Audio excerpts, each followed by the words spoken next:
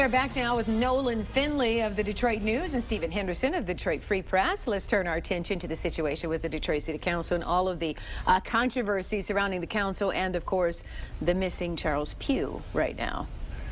Well, where do you weigh in? Yeah.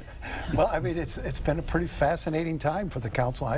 No one seems to know where Charles is. He's on the lam.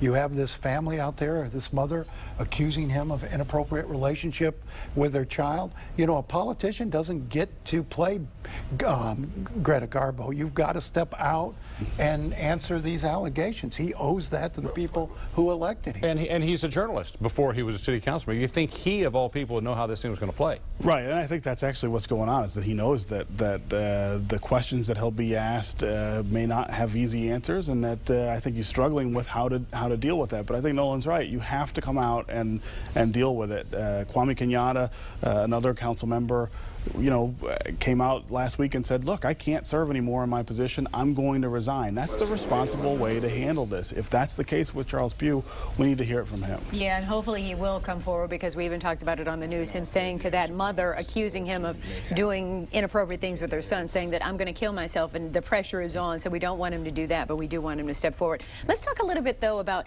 Gary Brown stepping away and sort of aligning himself with the emergency manager, Kevin Orr. How do you think the city of Detroit views this? $225,000 for 16 months? Well, I mean, the city of Detroit always reacts when there's a high salary, but Gary Brown's worth it. I think Gary Brown brings expertise to the table. He has been one of the most impressive elected officials we've seen in Detroit in a long time. He understands the political process, but he also understands how the city works, and I think he can help Kevin Orr accelerate this turnaround. Now he thinks he's worth it.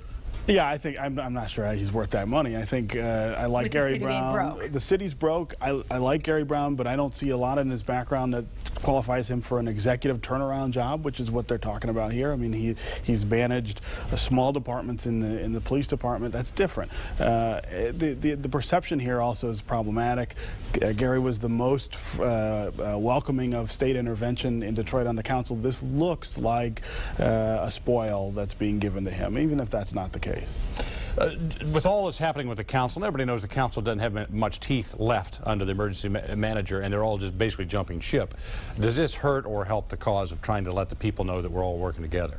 Well, I mean, clearly they weren't all working together. I think, you know, from the beginning, Kevin Orr decided it was politically expedient to let the council sit there and keep collecting their pay and hold their meetings. They don't have any power, and you know, I doubt that he's going to allow them to replace the members. And I just think from here to January they'll just wither away. Well, I think it's important to maintain the democratic infrastructure in the city. That's what we're going to go back to. Well, there would just be the appearance of an infrastructure. Symbolism. Well, there's nothing, you know, people still want a voice, right? People they represent the people of the city. Kevin Orr can never really do that on his own, and so it's important to keep that intact and move forward. Well, thank you both for coming by. Actually, Nolan was asking a very important question before we got started. He said, is it going to rain all night? So he got wet already. Fortunately, we got somebody who can answer that question, Nolan. I don't want to get wet again.